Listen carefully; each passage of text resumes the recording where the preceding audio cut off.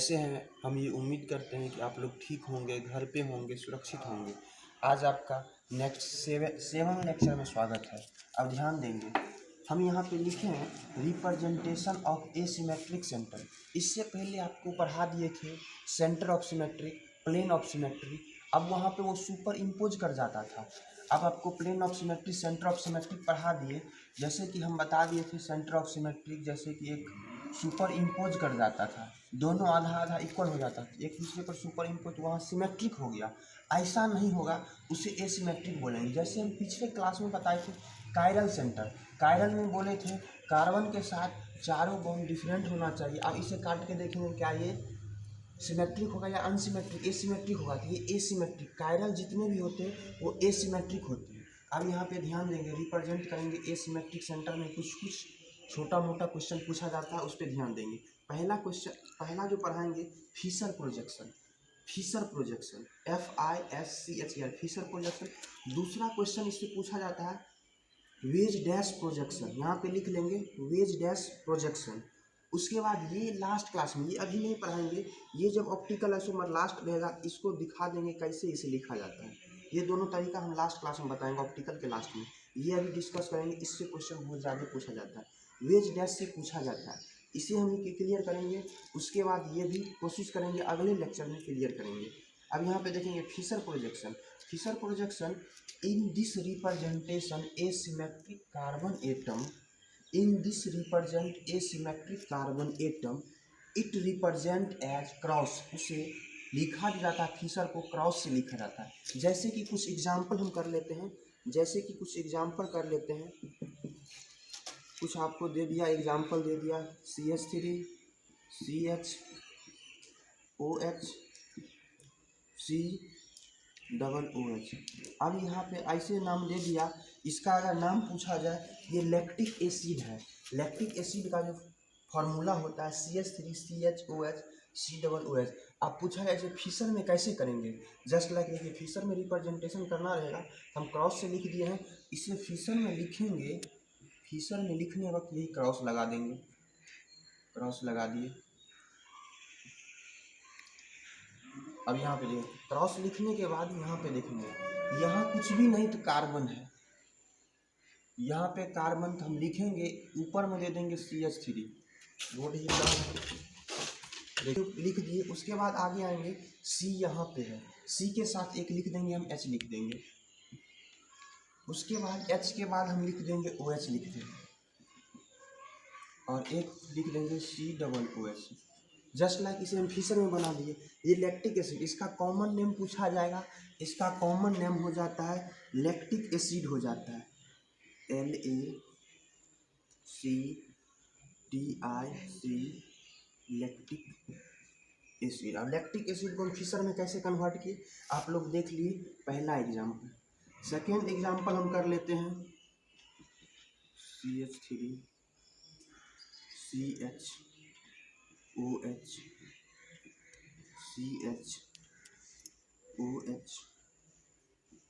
CH। अब इस मॉलिक्यूल को हम फिशर में ले जाएंगे, कैसे करेंगे, जस्ट लाइक आपको बता दिए, ये IUPAC में इसको दे दिया, IUPAC में बनाने के बाद अब इस टाइप का स्ट्रक्चर बन जाएगा इसका अब यहाँ पे ध्यान देंगे, ये दिया रहेगा स्ट्रक्चर, ये स्ट्रक्चर को फिशर में कन्वर्ट करेंगे। जस्ट लाइक हम क्रॉस बताए हैं, ऐसे क्रॉस करेंगे, क्रॉस कर दिए। क्रॉस करने के बाद देखेंगे 1 2, यहाँ पे तो एक था, एक क्रॉस किया, यहाँ 2 अनसिमेट्रिकल आता है, तो हम एक क्रॉस ये कर देंगे, ये क्रॉस कर दिए। अब इसे हमें लिखना रहेगा, तो हम स्टार्ट करेंगे, इस पॉइंट से स्टार्ट कीजिए या इस पॉइंट से, जैसे हम इस पॉइंट से स्टार्ट किए थे यहाँ तक पहुँचे, चाहे तो हम यहाँ से भी CH3 से लिख, COOH से लिख, यहाँ से भी स्टार्ट कर सके, यहाँ से हम मान के लिए यहाँ से स्टार्ट कर रहे हैं। ऊपर में लिख दिए CH3, ऊपर में लिख दिए CH3, उसके बाद CH, यहाँ पे देखिए कुछ भी नहीं, यहाँ एक कार्बन आया, कार्बन आने के बाद एक पे लिख दिए H और एक पर लिख दिए OH। फिर यहाँ पे देखेंगे एक पे लिख दिए, एक साइड लिख दिए H, यहाँ तो कार्बन ये वाला है, एक साइड में लिख दिए OH। अब यहाँ पे लिख देंगे CH3। देखिए इसे किसी का मन होगा सर हम H और OH में इस साइड उस साइड कर सकते, जैसे कि H हम लिख दे इस साइड, चाहे तो आप H को इधर भी लिखेंगे, OH इधर लिखेंगे, बात एक ही होगा। तो हम और करके इस तरीका से भी आप लिख सकते हैं, OH H OH H CH3 तीसरा और एग्जाम्पल आप लोग ध्यान देंगे। तीसरा एग्जाम्पल जैसे कि हम लिख दिए CH3। अब देखिए इसे जब बनाना रहेगा फिशर में करेंगे, जैसे हम तीसरा एग्जाम्पल दिए, इस टाइप का स्ट्रक्चर रहेगा, मॉलिक्यूल रहेगा, तो फिशर में आप कैसे बनाएंगे। इसे जस्ट यहाँ स्पेस हमें मिलता है, ध्यान देंगे। इसे हम यहाँ खींच के लाए हैं, जस्ट लाइक क्रॉस से डिनोट कीजिएगा, क्रॉस कर दिए। अब यहाँ पे देखिए CH3 तो लिख देना है CH3। यहाँ पे कार्बन है, ये कार्बन HH, ये H को हम यहाँ लिख दिए, H को यहाँ लिख दिए। एक OH है, OH को हम लिख दिए, OH लिख दिए, CH3 लिख दिए। और करके लिखेंगे, अब इसे ही लिखेंगे, क्रॉस से डिनोट कर देंगे। क्रॉस से डिनोट करने के बाद आप ऐसे लिख सकते हैं दूसरे तरीका से, CH3 यहाँ पे लिख देंगे OH H CH3। Fischer projection, बस जस्ट लाइक फिशर प्रोजेक्शन इसे बोलते हैं। आपको कन्वर्ट करने के लिए क्वेश्चन नहीं पूछा जाएगा, फिशर रहेगा उसका कन्फिग्रेशन पूछा जाएगा। जस्ट हम कन्फिग्रेशन कुछ देर के बाद पढ़ाएंगे। कन्फिग्रेशन हमें मतलब है, इससे मतलब है, अगर इस टाइप का दे दिया फिशर में कन्वर्ट करने के लिए बोला जाए तो फिशर में कन्वर्ट करेंगे। अब वेज डैश को कैसे रिप्रेजेंट किया जाता है, अब हम आपको वेज डैश बताने जा रहे हैं। अब यहाँ पे आप ध्यान दीजिए, जैसे कि हम बताएं वेज डैश प्रोजेक्शन को कैसे लिखा जाता है, कैसे रिप्रेजेंट किया जाता है, देखेंगे। यहाँ पे लिखेंगे वेज डैश को हम लिखे हैं, एक डैश बनाएंगे। आप यहाँ पे ध्यान देंगे, एक करना क्या है, जैसे कि हमने यहाँ पे कार्बन था, कार्बन के आगे वेज डैश बोले तो एक डैश बना लेना है, एक डैश लिखना है। एक ब्रोकन लाइन को रिप्रेजेंट करना है। यहाँ ये लाइन को हम डार्क कर दिए हैं, ये लाइन डार्क में लिखना है, एक लाइन। अब यहाँ पे देखिए इस टाइप के, जैसे कार्बन हो गया, कार्बन का 4 बॉन्ड, एक इससे रहेगा, एक बॉन्ड इससे रहेगा कनेक्ट, एक बॉन्ड इससे रहेगा कनेक्ट, एक बॉन्ड इससे कनेक्ट। जैसे कि कार्बन 4 बॉन्ड बनाता है, इसका नाम है वेज डैश प्रोजेक्शन। एक को हम करेंगे डैश से रिप्रेजेंट, एक को करेंगे हम डार्क से, ये डार्क से, ये डैश से, एक को डार्क से रिप्रेजेंट करेंगे, एक को डैश से, और एक को बस सिंगल लाइन से रिप्रेजेंट करेंगे। जैसे कि इसको कैसे पढ़ना है, कैसे देखना रहे, देखिए देखना अगर इसे रहे तो हम कैसे देखेंगे, तो ध्यान देंगे। जैसे कि हम यहाँ पे लिखे बिलो द प्लेन, अगर यहाँ पे बिलो द प्लेन अगर हम बोल दिए तो देखिए, जैसे कि एक प्लेन है, प्लेन के अंदर अगर यहाँ पे कार्बन को लाया जाए, इस टाइप का अगर स्ट्रक्चर रहेगा, कार्बन को लाया जाए, कार्बन को ला जाने के बाद यहाँ पे हम बना देते हैं, जैसे कि हम लिख दिए COOH, यहाँ पे लिख दिए OH, यहाँ पे लिख दिए हाइड्रोजन, यहाँ पे लिख दिए CH3। अब यहाँ पे इस टाइप का स्ट्रक्चर को असलियत में जब देखेंगे तो हम कैसे देखेंगे, यहाँ OH जो रहेगा वो प्लेन की, ये प्लेन है तो प्लेन के जस्ट अंदर रहेगा, प्लेन के अंदर रहेगा।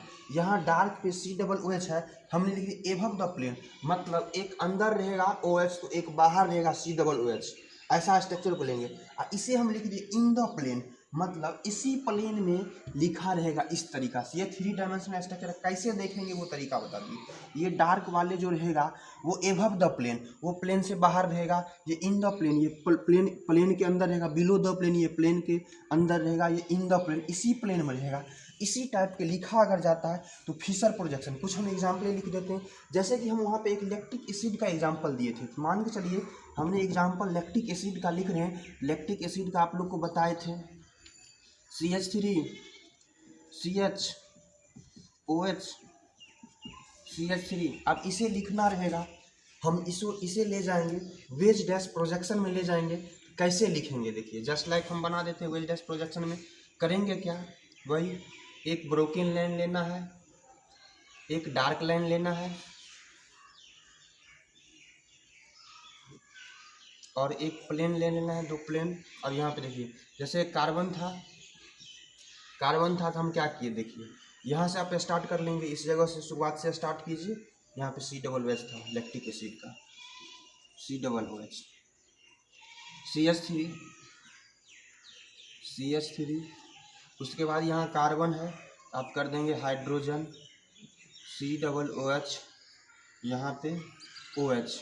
कोशिश करेंगे कि जब इस स्ट्रक्चर को बनाएंगे जो ब्रांच में रहेगा उसे ब्रोकन लाइन पे लिख देंगे, बस जस्ट लाइक इसके जैसे रिप्रेजेंट करेंगे, हमारा हो जाएगा veg dash projection.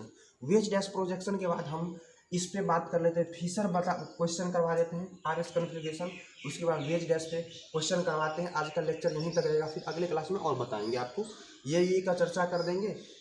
Veg dash हो सकता है आज नहीं हो, अगले क्लास में पढ़ाना रहेगा, हम ये फिशर को क्लियर कर देते हैं। आज देंगे आप लोग configuration of chiral atom. Chiral atom को कॉन्फ़िगरेशन कैसे लिखेंगे अभी जस्ट आप लोग को समझाया है।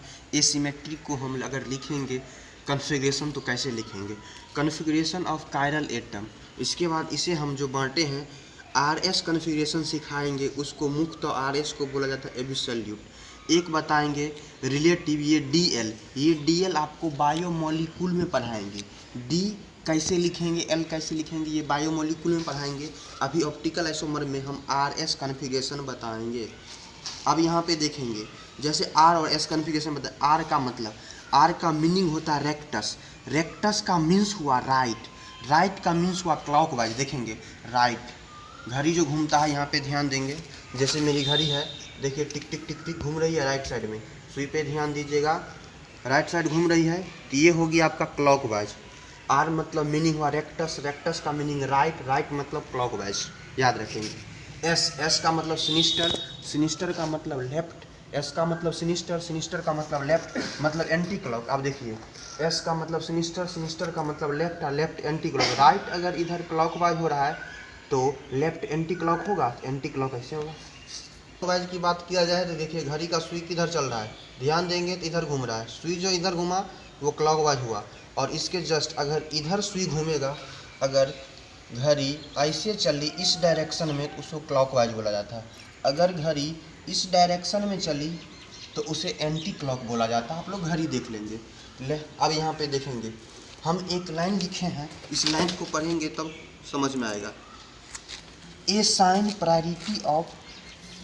Sign priority of substance according to, assign priority to substance according to atomic number, ignore fourth position and rotate through 1 से 2 पर जाएंगे, 2 से 3 पर। इसका मतलब समझ लीजिए, जैसे कि अगर हम कॉन्फ़िगरेशन निकालेंगे तभी कायरल बताए थे, एसिमेट्रिक बताए थे, तो कैसे बनाएंगे। जैसे कि मान के चलिए हमने लिख दिए CH3OH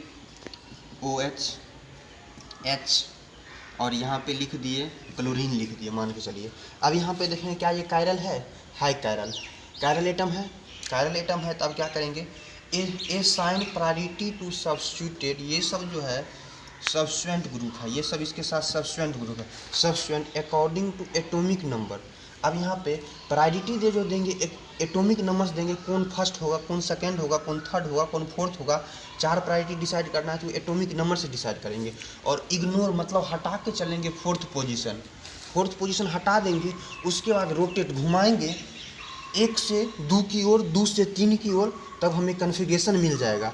1 से 2 की ओर, 2 से 3 की ओर जाएंगे तो कॉन्फ़िगरेशन मिल जाएगा। अब यहाँ पे देखेंगे क्या, अगर अब यहाँ पे वर्टिकल पूछा गया, वर्टिकल किसको बोलते हैं, हॉरिजॉन्टल किसको बोलते हैं। देखेंगे इस रो में अगर रहा, जैसे कोई डंडा को आप खड़ा रखते हैं तो वो अगर रहता है खड़ा, अगर दीवार से डंडा को खड़ा करते हैं तो वो वर्टिकल डायरेक्शन में रहता है।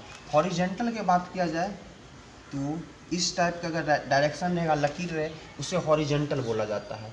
अब यहाँ पे ध्यान देंगे, फोर्थ पोजीशन अगर वर्टिकल पे है, फोर्थ पोजीशन किस पे है, इस पे है, रोटेट करेंगे क्लॉकवाइज तो R कॉन्फ़िगरेशन होगा, और रोटेट करेंगे एंटी क्लॉक तो S कॉन्फ़िगरेशन रहेगा। अब कैसे करेंगे रोटेट, तो हम ध्यान देंगे, पहला तो हमें प्रायोरिटी देना है 1 2 3 4, कैसे डिसाइड करेंगे, वो एटॉमिक नंबर से करेंगे। हम देख लिए, ध्यान देंगे, यहाँ कार्बन से डायरेक्ट जो अटैच है O है, फिर H है, यहाँ पे C है तब H है, यहाँ पे क्लोरीन है, इससे ये अटैच है। एटॉमिक नंबर सबको पता होगा, सबसे ज़्यादा एटॉमिक नंबर किसका होगा, इसमें सबसे ज़्यादा एटॉमिक नंबर का बात किया जाए तो क्लोरीन का होगा, तो क्लोरीन का प्रायोरिटी 1 हो जाएगा। उसके बाद और किसका होगा, यहाँ पे C, उसके बाद H है, डायरेक्ट अटैच है C, उसके बाद H है, यहाँ डायरेक्ट अटैच है O, ऑक्सीजन 8 होता है, कार्बन 6 होता है। दूसरा प्रायोरिटी देंगे सेकेंड नंबर में तो वो देंगे OH को। और तीसरा प्रायोरिटी इसमें हाइड्रोजन का एटॉमिक नंबर 1 होता है, कार्बन का 6 होता है, तो प्रायोरिटी जो देंगे तीसरा प्रायोरिटी ये आ जाएंगे, चौथा प्रायोरिटी ये आ जाएंगे, ध्यान देंगे। चौथा ये आगे मतलब हम इसको बनाना चाहेंगे, एक ये हो जाएंगे, 2 ये हो जाएंगे, 3 ये हो जाएंगे और 4 ये हो जाएंगे। 4 हो गया, हम यहाँ पे लिखें प्रायोरिटी, हमें पता चल गया सब स्टूडेंट 1 2 3 4 कैसे हुआ, एटॉमिक नंबर से पता चला। इग्नोर कर देंगे फोर्थ पोजीशन, कहीं है ये है, इसे हम इग्नोर करके चलेंगे। मान चलिए इसे मिटा दीजिए, मिटा के चलना है, मिटा के चलना है। अब देखेंगे कैसे, यहाँ पे देखिए मिटा के चलें, 1 से लेके हम 2 की ओर जाएंगे, 1 ये है, 2 की ओर गए, 2 से गए 3 की ओर, देखिए 2 से 3 की ओर। आप लोग बताएंगे ये क्लॉकवाइज है या एंटी क्लॉक। तो अगर बात किया जाए तो एंटी क्लॉक में है। ये फोर्थ पोजीशन जो है, फोर्थ पोजीशन किस पे है, वर्टिकल पे है या हॉरिजेंटल पे है। फोर्थ पोजीशन की बात किया जाए कि ये वर्टिकल पे है, fourth position vertical, fourth position जो है वो वर्टिकल पे है। और घुमाएंगे 1 से लेके 2 की ओर गए, 2 से 3 की ओर गए, एंटी क्लॉक हुआ। फोर्थ पोजीशन वर्टिकल पे और घुमाए, रोटेट जो हुआ, रोटेट ये क्लॉकवाइज हुआ, यहाँ पे रोटेट एंटी क्लॉकवाइज हुआ, यहाँ पे रोटेट क्लॉकवाइज हुआ, एंटी क्लॉक। ये कौन सा डायरेक्शन में घूम रहा था, एंटी क्लॉक में। इसका कन्फिग्रेशन एस हो जाएगा, समझ में यहाँ हो जाएगा, पता चल गया। यहाँ पे देखिए फोर्थ पोजीशन अगर हॉरिजेंटल पे रहे, हॉरिजेंटल पे रहे फोर्थ पोजीशन, हम चारों के चारों प्रायोरिटी एटॉमिक नंबर से निकाल लेंगे, फोर्थ पोजीशन को इग्नोर करेंगे। अगर रोटेट करेंगे क्लॉकवाइज एस हो जाएगा, एंटी क्लॉक आर हो जाएगा। किसी को होगा सर इतना हम कैसे याद रखेंगे, फोर्थ पोजीशन वर्टिकल तो clockwise R, anti clock S. इसके लिए एक ट्रिक बताए हैं, VCR। पहले के ज़माना में VCR चलता था, इससे मतलब पहले आपके पापा जी या फिर दादाजी देखे होंगे VCR पहले चलता था। आप याद रखेंगे VCR जो हम लिख लिए हैं ट्रिक में, VCR तो यहाँ पे वर्टिकल क्लॉकवाइज तो आर, वर्टिकल क्लॉकवाइज तो आर। अगर ये मिल गया तो ये ऐसे ट्रिक याद करेंगे। जैसे इसे ट्रिक के तौर पे हम लिख दिए, HCS लिख देंगे, मतलब horizontal clockwise to S. Fourth position horizontal पे क्लॉकवाइज होगा, एस होगा, एंटी क्लॉक होगा तो आर होगा।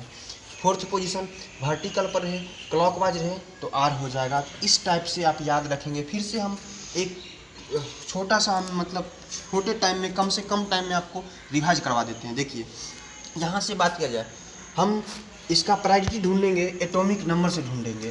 प्रायोरिटी ढूंढने के बाद फोर्थ पोजीशन को इग्नोर करेंगे, फोर्थ पोजीशन को ध्यान देंगे कौन से है, हॉरिजेंटल पे है या वर्टिकल पे है। अगर वर्टिकल पर है तो रोटेट घुमाएंगे, 1 से लेके 3 की ओर आएंगे, 1 से लेके 3 की ओर क्लॉकवाइज होगा तो आर हो जाएगा, एंटी क्लॉक होगा तो एस हो जाएंगे। और यहाँ पे अगर फोर्थ पोजीशन हॉरिजेंटल पर है, क्लॉक रोटेट घुमाएंगे, 1 से लेके 3 की ओर जाएंगे, घुमाएंगे 1 से 2 पे जाएंगे, 2 से 3 पे जाएंगे, 4 से हमको कोई मतलब नहीं, इग्नोर कर देंगे तब।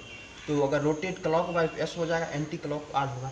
हम ये उम्मीद करते हैं कि आप लोग को समझ में आ गए होंगे। अगर आ गए तो आपको छोटा मोटा काम करना है, पहले तो चैनल को सब्सक्राइब कर लेना है। अगर वीडियो आपको पसंद आवे तो लाइक कीजिए, और समझ में अगर पूर्ण रूप से आ गया तब आप अपने दोस्त को शेयर कीजिए, नज़दीकी फ्रेंड को शेयर कीजिए। Thank you, best of luck.